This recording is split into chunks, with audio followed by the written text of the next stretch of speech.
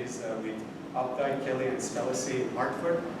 She's an immigration attorney and an expert in subjects such as green card applications, work visas, entrepreneurial and foreign investor visas, naturalization, and various other business-based, employment-based, and family-based immigration matters. So make sure to ask her your questions about your visa options, immigration options after graduation, because that's something that we need to plan ahead for.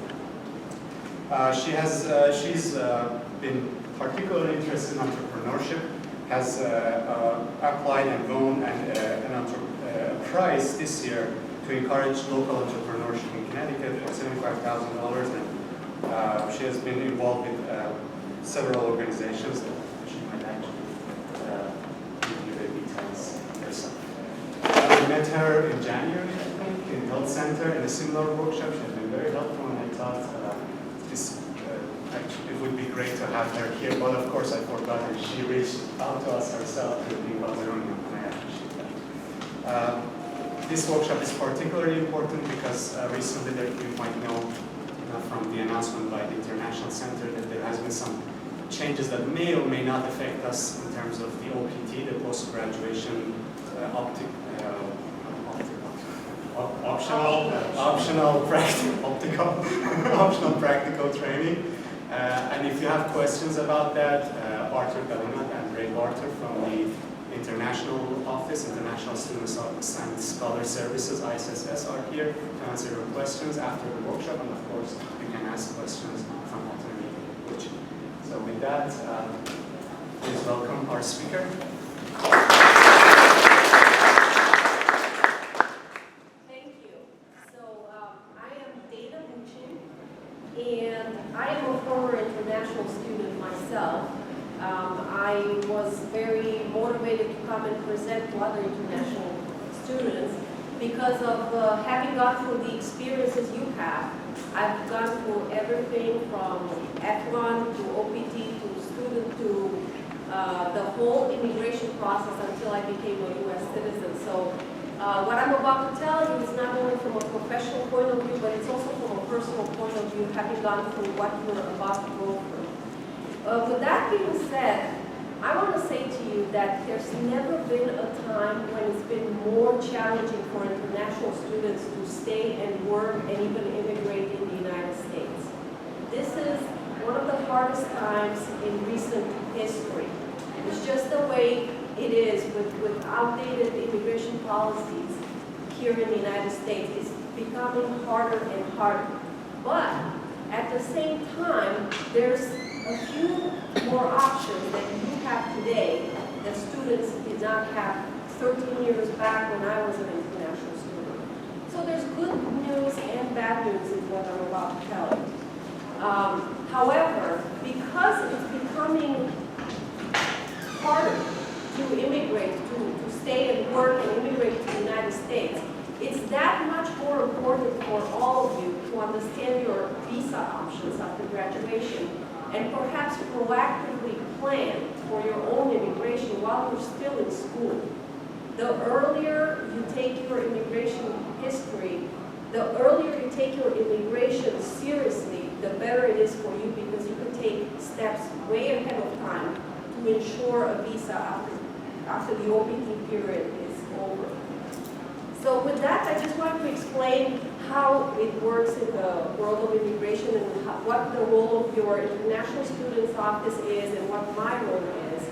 Your International Students Office takes care of all your problems while on F1 and OPT status, so you should always refer to them with any sorts of questions or issues while you're in school, and perhaps even for the period after graduation while you're on OPT. Anything that comes after that, H-1B visas, green cards, etc., that's something a private immigration lawyer such as myself would assist you with. So that's the way it works. So what I'm going to talk about is not so much as to what happens while in school, because you know all of that through your International Students Office, but what happens when you're out of school? What's the next step for you guys? Before I go into that, I just wanted to get a feeling for who's here and what type of educational programs you're in. Is everyone here in the graduate engineering program? Except you? Business. Any other programs? Pharmacy. Pharmacy. Okay. All right, so basically a lot of what I have to say, I prepared my presentation with STEM students in mind, but it's good to know that we have a business student so that I work that into the presentation. Throughout the presentation, if you guys have any questions, do not hesitate to raise your hand and interrupt me because my interest here is to help you. And I want you to understand what your options are, and I want to empower you to work early on your immigration. So, questions are welcome. Evidently, yes, first question. You did say F1, but what difference is that for J1? Does that make it? Okay, so there's J1 folks here? Just you? Okay. So J1 is an exchange visitor visa, and it's also handled by the International Students Office while in school. While the end is pretty much the same, you're here to study, sometimes you're here as a scholar, or exchange, even an exchange teacher. But most of the time, you're here as a J1 student, and you pretty much do the same things as an F1 student would do. It's just a different program, and sometimes the difference is that you have different financing sources for it. It's just a different way that they're structured, the J1 and the F1. The J1 carries different work privileges that you should consult with your student office about. F1 carries the OPT, so the J1 doesn't have the same OPT. It has a different arrangement for academic training, for example. So it's just slightly different, but the end result is you're still on campus studying full-time as a student, and that's the majority of your life. The J1 may also carry a big difference in that some of them, some, not all, may be subject to 212B4 residence requirement, meaning that you need to return home for 2 years before you can do anything else in the U.S. So those are a few differences. I did not put my J1 visa in here because I got the feeling that most of you guys would be F1s. But I'm happy to address any J1 specific questions later on. All right, so very shortly about me, I do immigration law, but I also do business law, which is why I can comment on your business-based or investment-based immigration options. We do a bunch of visas for all sorts of people. And now, let me explain to you the basic immigration options to the United States. This is very general. But basically, people immigrate to the United States based on one of these 5 grounds. Either because they have a business or employment relationship, or because they have a family connection that petitions for them, or based on asylum refugee status. Then there's the diversity visa lottery, and other more minor grounds that are not so often used. Violence Against Women Act, cancellation of a rule in the car, Cuban adjustment, a few other minor ones. But basically this is it. These are the big categories of immigration to the United States. I also want you to differentiate between a temporary or non-immigrant visa, which is what you guys are on right now. An F1 is a temporary or non-immigrant visa, and a permanent or immigrant visa, also known as a green card, which is permanent residence in the United States. What usually happens to folks in your situation, most of you, not all, but most of you start with a non-immigrant visa such as the F1. They go on to the OPT. Then the major visa that happens after an OPT has traditionally been an H-1B professional worker visa. During your H-1B time, you most likely convince your employer to sponsor you for a green card or a permanent residence, in which case you step onto the second step, the green card step. And after about 5 years or so on a green card, you can obtain U.S. citizenship and naturalization. So this is the typical traditional path. Obviously, there are all sorts of exceptions to it, but this is very typical. So I'm going to talk about these following options for you guys. Again, we're going to talk about the non-immigrant visas that you guys may be eligible for. And then we're going to get into the green card categories that you guys may be eligible for. Now note that in terms of timing, the most immediate category for you are the non-immigrant visa. What visa are you going to jump on once you're done with the OPT? And only then, later on, you usually would talk about a green card sponsorship for employment. For employment, I'm making a lot of assumptions here. I'm making an assumption that you know, you don't have family here, such as a mother, father, or sibling, child that's a U.S. citizen that can petition for you. So that's the assumption I'm making, and that's why I'm talking strictly about employment-based green cards. All right, so let's start with your F1 OPT, which is the thing that comes right after, could be the thing that comes right after your graduation. That's where I want to continue to emphasize that to get your OPT, and any questions regarding your OPT should be addressed to your international student's office. Arthur or Ray, would you like to say something?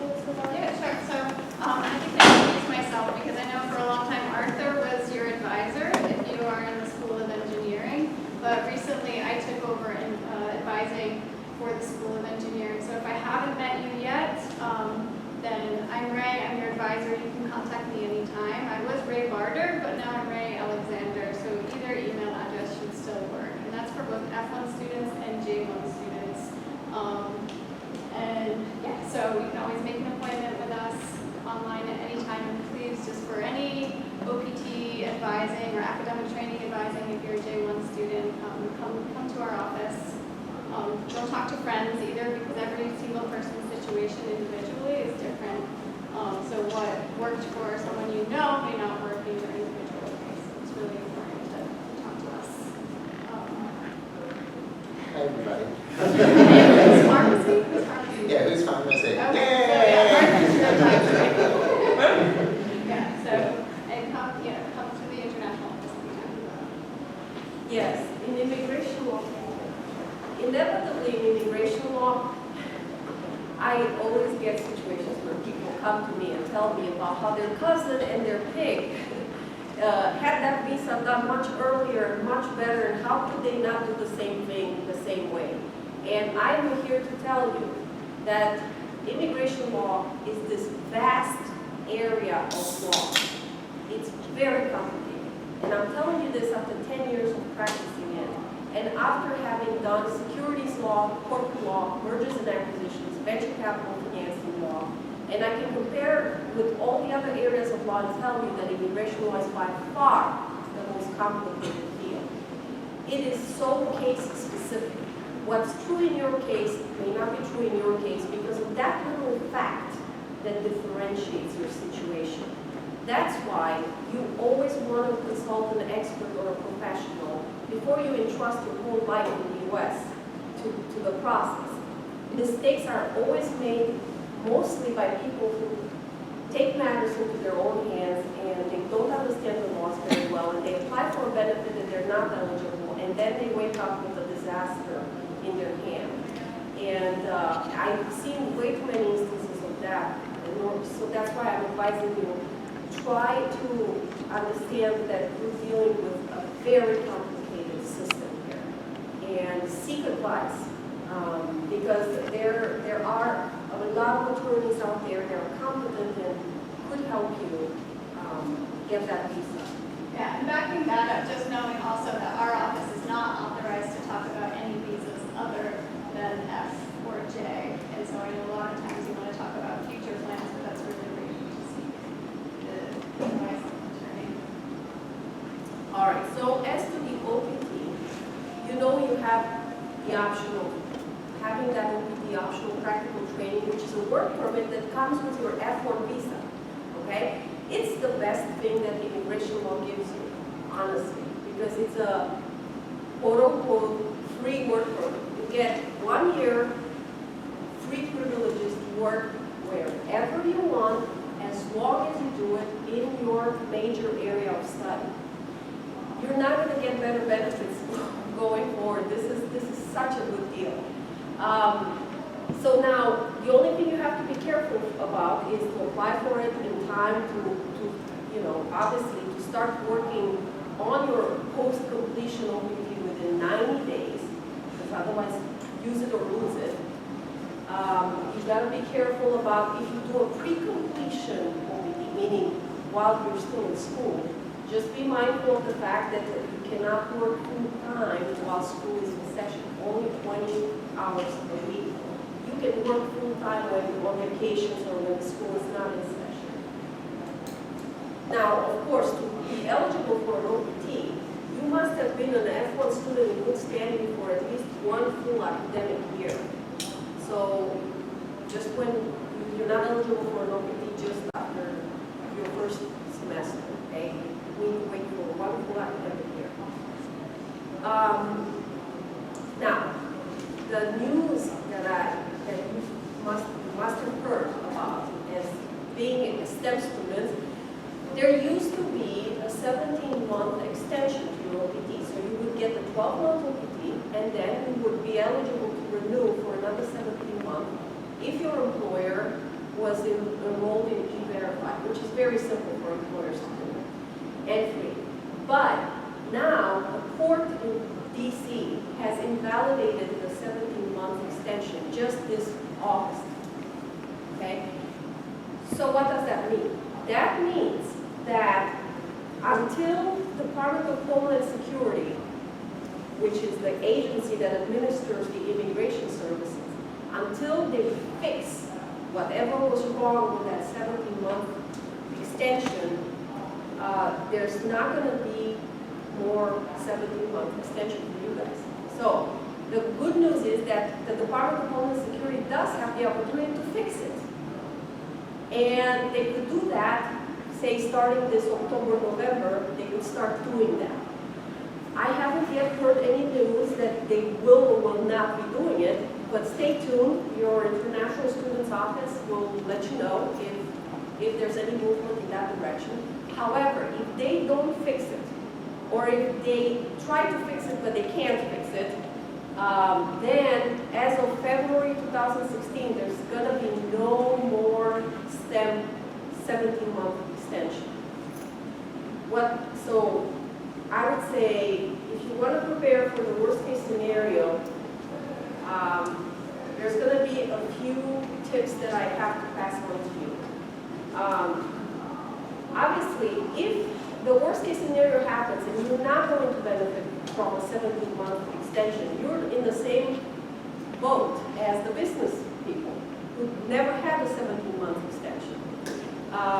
So that means you will have to be creative as to how you jump from an OPT to the next visa category.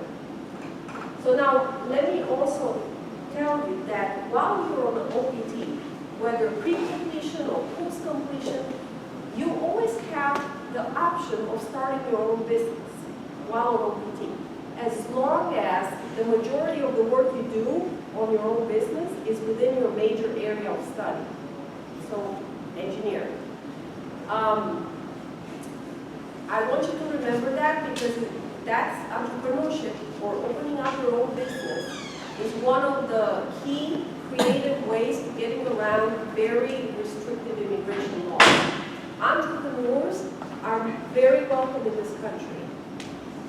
Mere employees, it's very hard to get the visa, the work visa. So it's up to you how you want to fashion yourself.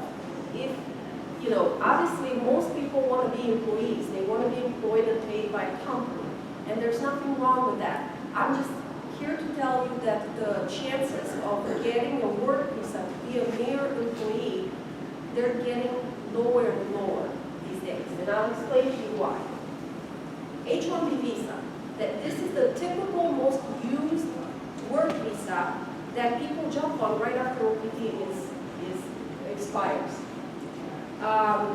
What an H-1B visa, to be eligible for an H-1B visa, you need to fill a position that requires at least a bachelor's degree or higher in that occupational area.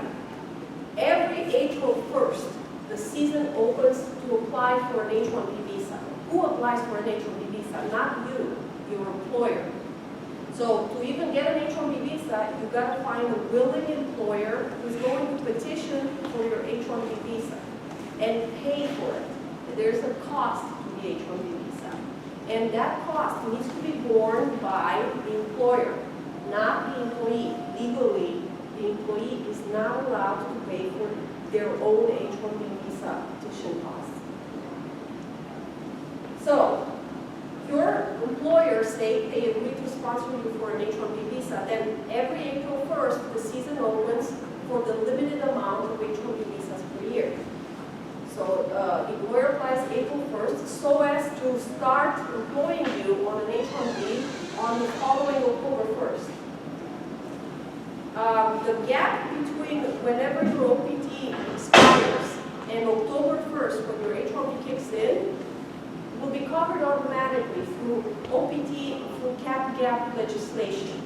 All you have to do is just go talk to your international students office. They'll endorse your I-20 for the cap-gap and not a problem. Here's the bad news. There's a limited amount of H-1B visas by legislation. 65,000 per fiscal year for bachelor's and 20,000 for all advanced degrees, set aside only for the advanced degrees. So what happens is that they have to do a lottery. Why? Because every year for the past 4 or 5 years, they've gotten way more H-1B applications than the number of 85,000 visas.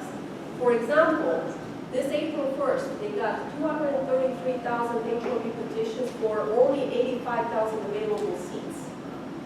So notice how the odds of you getting an H-1B are even less than 50%.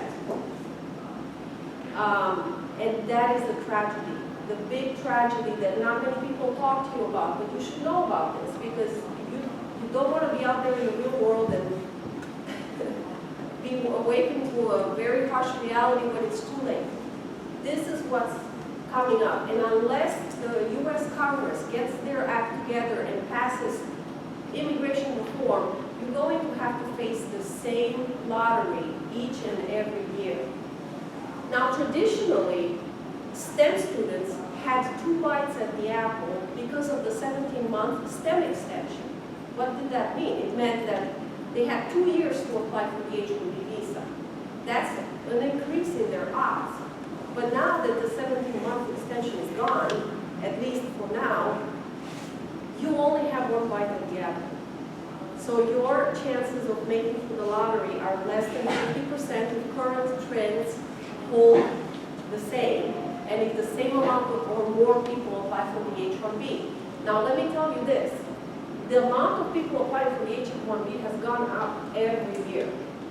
And it's most likely that it will go up this April 1st as well because the economy is only getting better. So the odds, I think, are getting lower and lower for people to secure H-1Bs. Anyway, say you are one of the few lucky ones that secures an H-1B, then that gives you 6 years total of being in the United States working on an H-1B. There's some cases where extensions are available. There's a special category called H-1B1 if you're from Singapore or Chile, from Chile.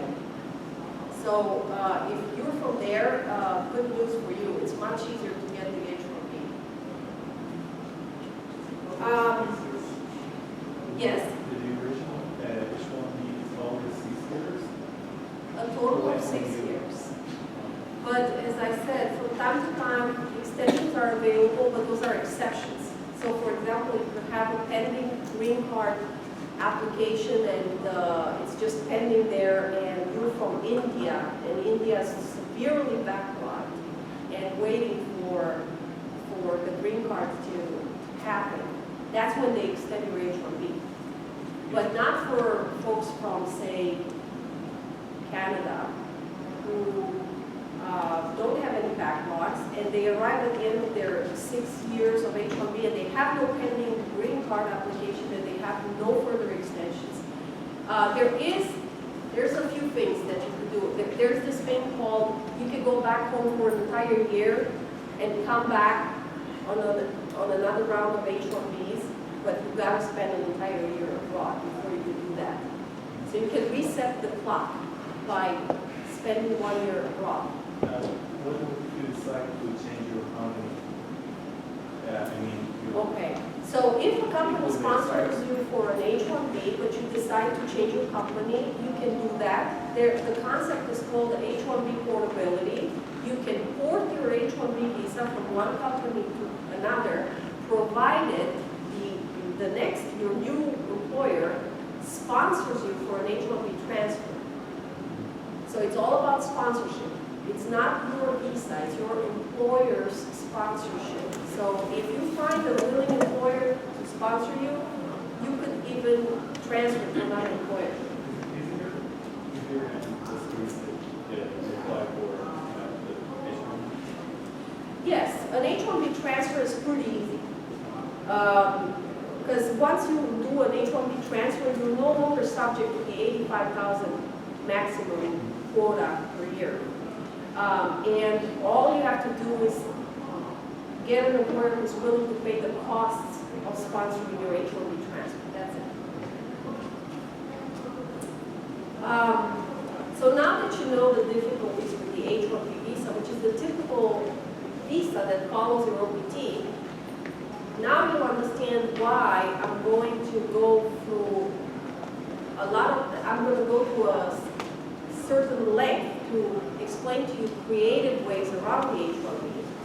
I wish that all of you will get through the lottery and get that H-1B, but the odds are not in favor of that. So in case you find yourself not coming out of the H-1B lottery, I want to explain to you a few creative visas that you may use instead of the H-1B. TN visa, if you're from Mexico or Canada, okay? If you're not from Mexico or Canada, forget it. This is only for NAFTA treaty countries like Mexico and Canada. And so this is very much like the H-1B, but specifically only for Mexico or Canada or Canadian professionals. It's for 3 years, and it could be extended repeatedly, and there's no maximum amount of years like the H-1B. So it's a very nice visa to be on. And to be honest, if you are from Mexico and Canada, I wouldn't even advise you to do an H-1B at all. Just do a TN. Obviously, the only problem is that you've got to be in an occupation that is on the NAFTA list, but an engineering professions are on the NAFTA list. So, now, let's talk about a visa that you might not feel like it applies to you, but you'd be surprised sometimes. And this is probably something that applies much more to business students, but I don't see a reason why STEM students shouldn't know about this. Now, since you're graduate students, you had a life in your own country, I'm assuming, before coming here. Perhaps some of you even worked at a company abroad before you came here as a grad student. Those of you who did work at a company abroad, and that company abroad happens to have hired you as some sort of a manager.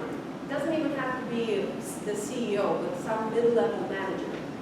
And that company abroad also happens to have a branch in the U.S.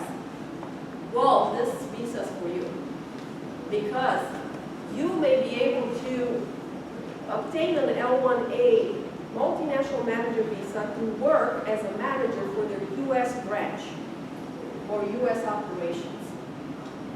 Obviously, a lot of assumptions here. Assumption number one, you still want to work for the same company you worked for before you came here, or for their U.S. operations. Maybe you don't, but if you do, this, by the way, is what I call a red carpet for green card. An L1 visa, multinational managers are treated very well under immigration laws. so well that after a while, not even a few months or so, on an L1A visa, you can apply for a green card, and it's fairly easy to obtain that green card. So I would say whoever has that possibility and that scenario, you should consider it. The other thing you should consider is, okay, so maybe your company you used to work for before coming here doesn't yet have a U.S. branch, but might they be interested in opening one? And might they be interested in hiring you as the manager of their new operations in the U.S.? Okay, if that's the case, and you can make a good case to them, look, I'm here, I'm in the U.S., I have a degree, I used to work for you as a manager, what better person to handle your U.S. operations than me? Well, then you got yourself an L1A visa, and again, a clear path to a green card. It's the best path to green card that I know of in the world of entrepreneurship and investment. Now, obviously, a few notions. When I say a foreign company who has a branch here, I mean there needs to be an affiliation between that foreign company and whatever operations they have here in the U.S. Whether they're parent subsidiary or company branch or sister companies owned by the same company or by the same group of shareholders, they have to be affiliated in order for you to get that multinational manager visa. What I was just saying, so parent subsidiary, joint ventures are also acceptable where foreign company does a joint venture with a U.S. company, 50-50 ownership and control. Stock purchase, foreign company purchases a U.S. business, that's also acceptable. Asset purchase, you got foreign company purchasing substantial assets of an existing U.S. business. So in any way, there's a lot of permutations that could make an L1A possible. Next type of visa. It's called the E-Treaty or Trader's Visa. In this case, there's an E1 and an E2. The E1 is for substantial and active trade between a foreign country and the U.S. And the E2 is for you doing a substantial amount of investment in the U.S. So, you might say, uh-oh, what do you mean by substantial investment? I don't have money for it.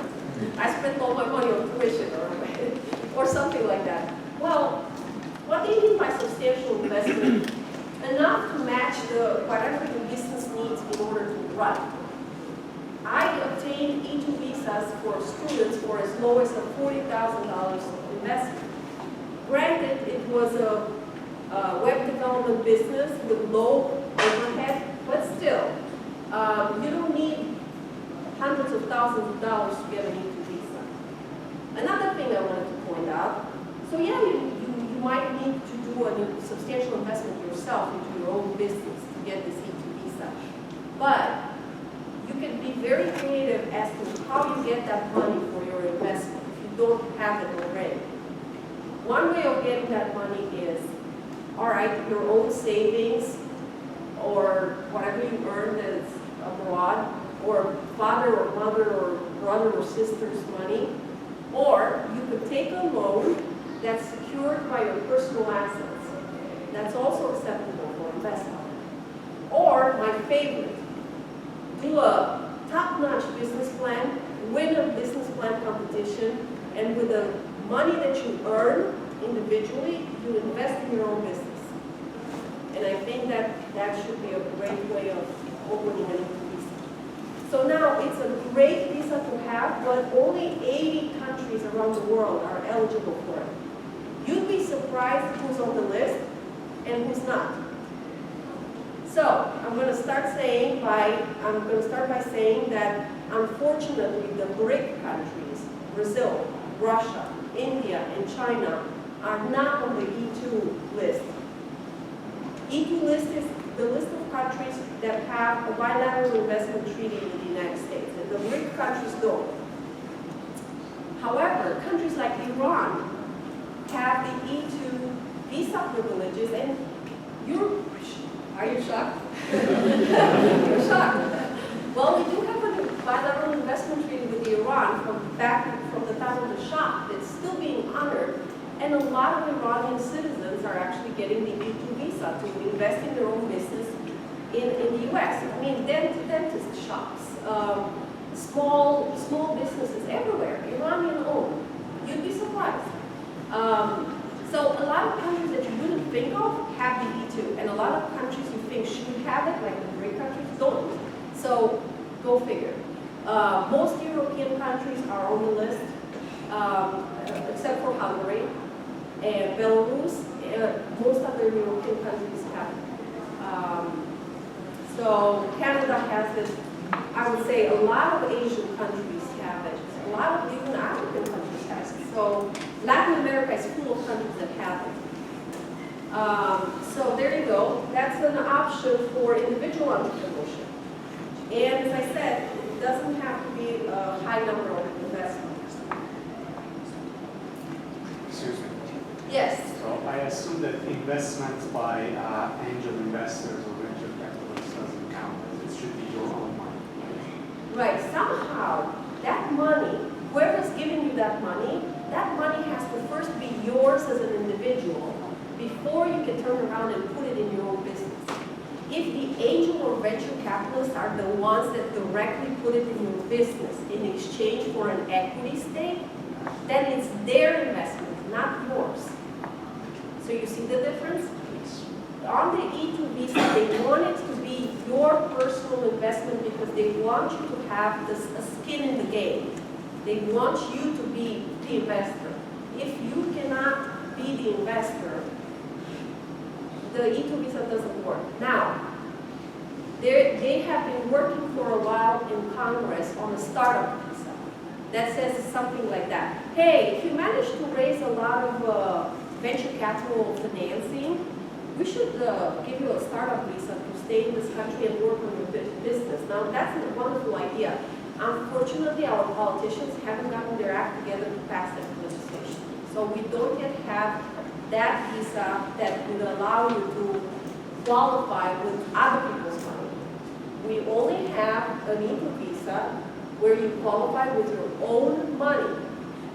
But as I kept saying, you can be creative as to how to make that money yours. So it's either donations from family and friends, or it's a business plan award that you receive personally. And then you can turn around then and put it in your own business, right? And I want to make a comment here. You would be surprised about how many resources like this exist in UConn. Just go to entrepreneurship.uconn.edu. There are so many different competitions going on. In Connecticut, some of them are affiliated with UConn. There is CCI, there is IQ Innovation Quest, and entrepreneurship.uconn.edu is a good place to start. I was one of them. Excellent. And in fact, I would welcome any initiative to coordinate the immigration part with the entrepreneurship part. So we make sure that the students who need the awards to do their E2 visa, that they get them, and that they get them in their individual names. Because the big legal difference is if the business plan competition gives you a check in the name of the business, no, that's not good. Because that's the business earned it, not you. But if the competition gives the check in the name of you individually, you earned it, therefore you have the right to turn around and invest it in your own business. That's a big difference. So whenever you enter into competitions, just make it known to whoever is writing checks, you need it written in your own name. That's the only way it works. Yes? Another question is that at what stage can you use that money to get this? I mean, let's say you spent half of the money already on your business, or let's say there are taxes deducted from it, or things like that. Can you still use that check or record of that check given to you as for the E2 visa? Let's say I got an award, I already spent half of it on equipment. Well, that's exactly what you're supposed to spend it on. So, you get the check, and you turn around and you put it in your business, and your business spends it on equipment. Because you need the equipment to start the business, right? Perfect, that's exactly what you want to see. You're supposed to spend the money on business purposes. In fact, the requirements for the E2 visa is not only that you show you have money on account, but that you also show that that money is committed to business purposes, like equipment purchases, like hiring a receptionist or a secretary, or paying the utilities for your business. Okay, so the paperwork, so to speak, to file that petition or whatever, is not actually showing that, for example, you have 50,000 in your account. It's the record of all the things that you have spent that money for. Correct. So it doesn't matter if I got it, let's say, a year ago, a piece of it a year ago, another piece of it right now. So Perfect comment, thank you, and that's actually beautiful. It can work gradually. So you could get the 10,000 business plan award last year, and you already spent it on equipment on your individual name, but you kept the receipts.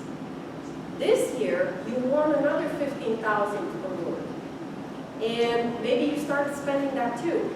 Then you bump into an immigration lawyer, and she says, well, you know what you could do? You could form an LLC, put all those receipts in front of an accountant who's going to make it, who's going to assign them over to the LLC as if it's your capital contribution. Don't mind the technicalities, but the accountant can do that.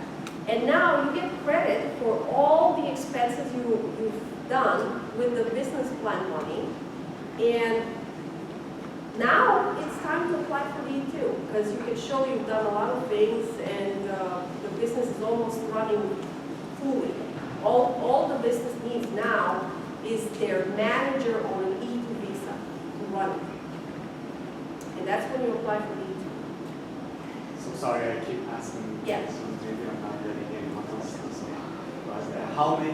Is there any limit on the number of people that can get this E2 visa using the same record, the same money?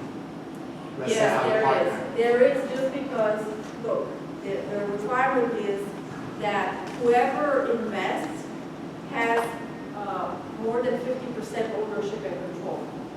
So there's only one person per business who could do that. That's just the requirement. If there's a second person who wants to take advantage of that, they need a separate business. They need a separate business with a separate, money. Yep. Can I just add that if you are still on your F1 visa or J1 visa while you're starting this business, even if you are still an active student or this business is part of a class, you need to have either CPT or OPT authorization granted before you actually start the business. So that is still considered employment that you need to Yes. work authorization Yes. before getting the visa. Absolutely. So you need to be in work authorized status to get that type of money for the work you perform. And it's not hard. It's not hard to do CPT, for example. CPT should be easy. If it's part of a class. you can Yeah. have to see. Right, or even OPT. And as a matter of fact, the reason I like the comments is because it just stands to show the things you can do while still on OPT. Say you're on OPT, you don't have the 40,000 yet, but you have 10,000 you just earned. You're on OPT. Well, you could start your own business right now with just the 10,000. Start spending on equipment, on whatever else you need to spend, and work on the business. Who knows? Maybe that business will be so successful in a year that it has made the profit that you can reinvest in the business to show the 40,000 that you need to show. And by the way, I throw 40,000 out there, but there really is no magic number because each capital amount depends on the needs of the specific business model you have. So I'm just using 40,000 as an example. But my point is, start gradually. If you start an OPT with 10,000, that could double because you have sales like in 6 months and money comes in. And you could be so successful that your E2 is done in like 6 months. You've made enough money to do an E2 in 6 months. but start early because business success takes time, most of the time. Most of the time, business success takes time. So give yourself some time on an OPT. If you haven't already identified another job opportunity, but even if so, I mean, there's no one that prevents you from having a regular job opportunity and on the side, having your own business. You can do that. Have a full-time job and your own business because you want to work towards your immigration. Do you?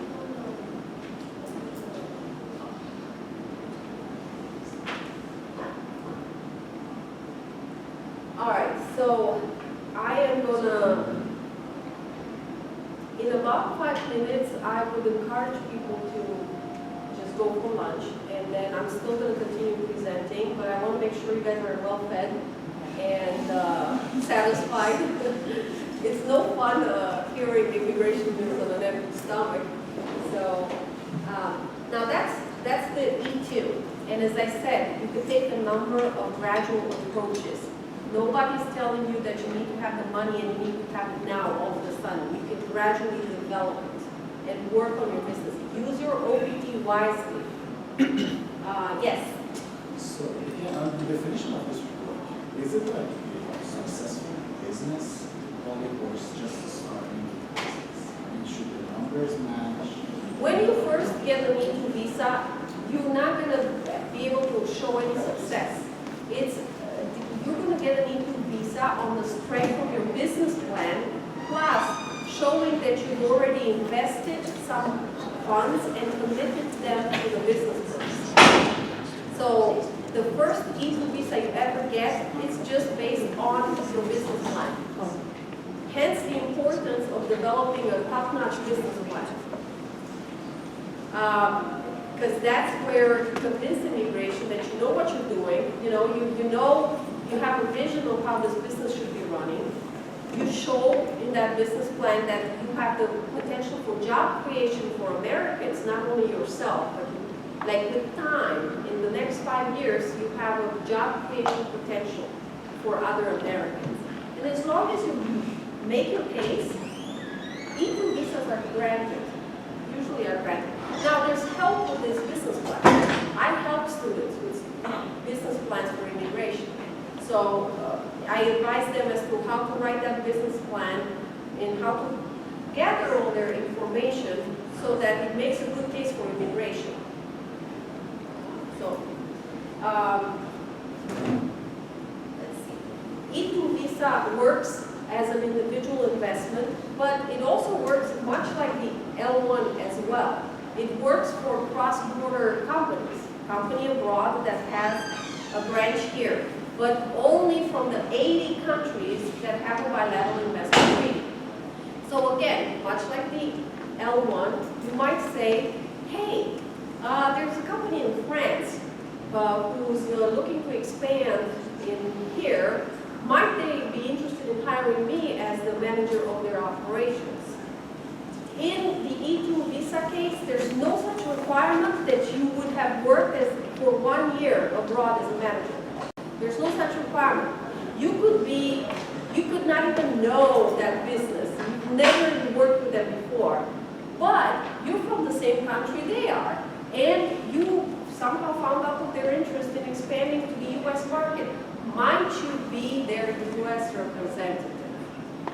You gotta be smart about this. You gotta be creative. And you approach them and say, hey, I have a U.S. degree. I'm here in Connecticut. I heard you guys want to open a U.S. branch. Might you be interested in having me be your manager or one of your managers? That's your E2 visa. And that takes 15 days to decide by the U.S. government. If you go to the consulate, it's a week or less. So my point is, it's so good. It's so good once you make the eligibility requirements. It gets you around all the H-1B testing requirements. All right, so I see it's 1 p.m. and you can promise pizza. And I'm not sure I have the power to say go eat, but I think you should go eat. So just start picking up pizzas, and if you come back to your place, I'll keep presenting. I just want you guys to pick up your pizza.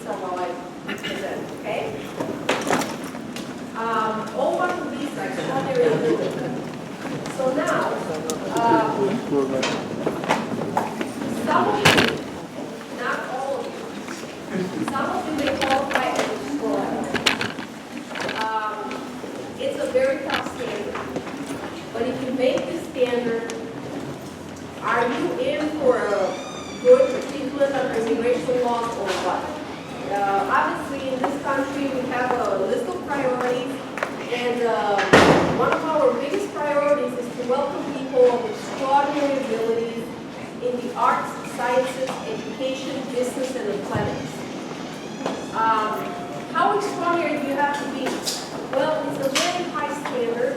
You're supposed to be one of the very top professionals in the field. It's hard to do that while you're still a student because they want to look at you as a professional, not as a student. So maybe 1 or 2 years out of school is when you might qualify, not immediately as a student. The reason being is there's a lot of good students out there. There's really good ones, really great ones out there, but this list has not been for students as much as for professionals. It's really a nice segue into a green card as well. So if you feel you qualify, by all means, you should meet with a professional, an expert, and figure out what to do to apply.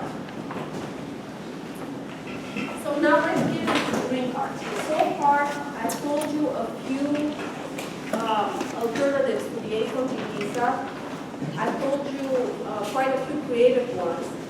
At the end of the day, though, if you want to immigrate to the U.S. and stay here permanently, there's no way around the green card. You've got to deal with the green card issue.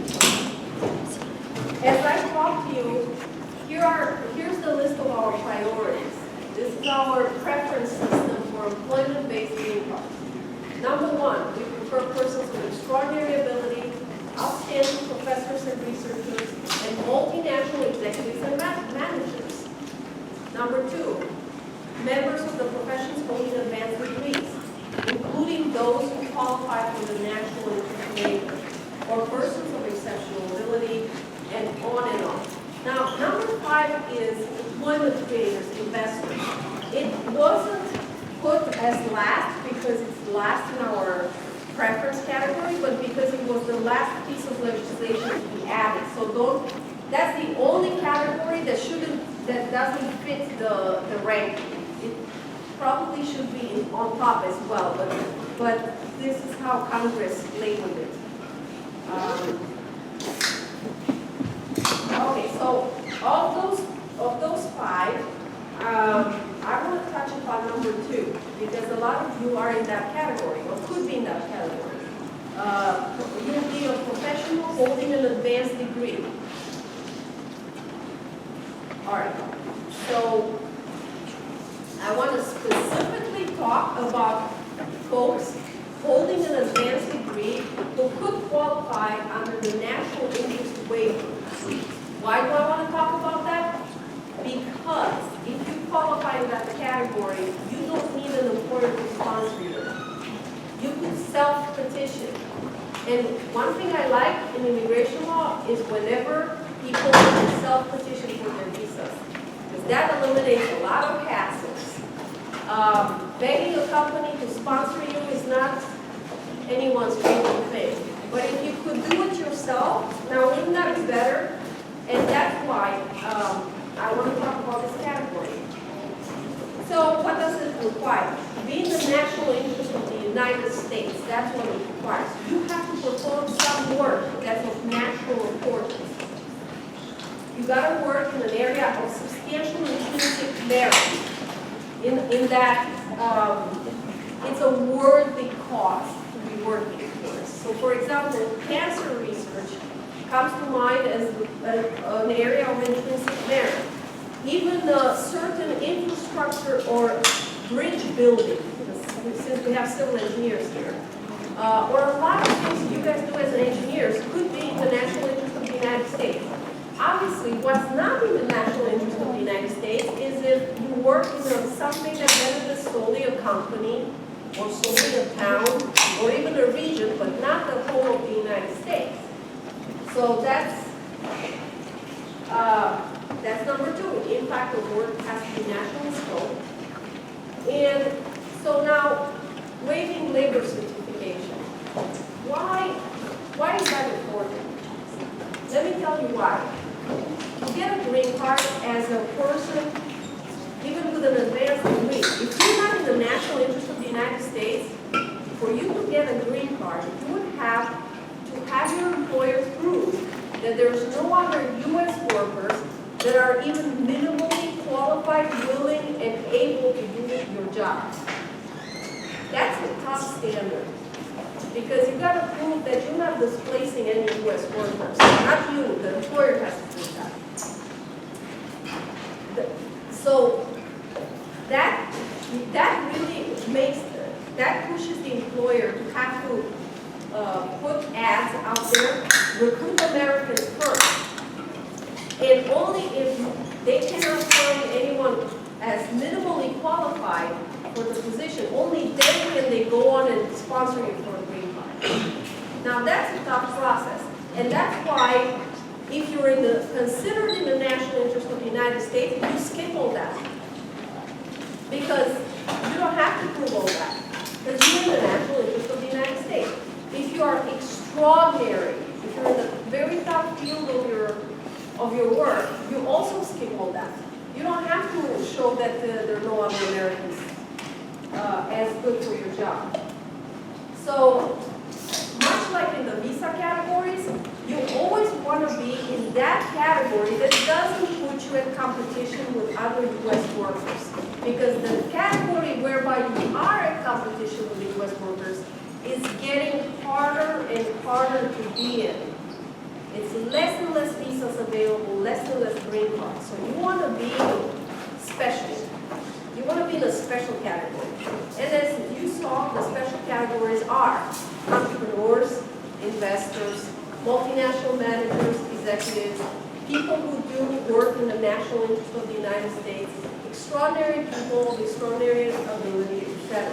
Those are the categories that get you around the mere employee category, which is really hard.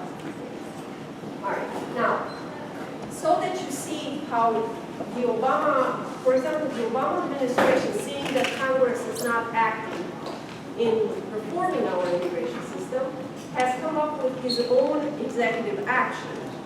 Under new, I have two announcements. Since November of last year, the Obama executive action on immigration is trying to make founders, researchers, inventors, entrepreneurs, and investors eligible for the national interest waiver. In other words, what this administration would like to see is that folks who are in these categories, founders, researchers, inventors, are automatically considered to be in the national interest of the United States, therefore they deserve a green card. Okay? It hasn't yet been implemented, but it has been proposed. So you see how good it is to position yourself in one of these special categories, because you never know what the future holds, but one thing is for sure, the future will hold something good for these categories. Another thing they haven't yet implemented, but they proposed, is a parole in place for researchers, inventors, and startup founders. If they manage to secure substantial U.S. investor financing or hold the promise of innovation and job creation through new technology and cutting-edge research. So, again, if you manage to position yourself in that category, it's not yet there. The legislation is not yet there, but it's very likely that it will be. Because those are the people that they want to favor, not the employees, not the mere employees, as good as those employees are, but these types of folks. Okay, so now the heavy-hitting investment categories. There is a green card that you invest $500,000 or $1 million.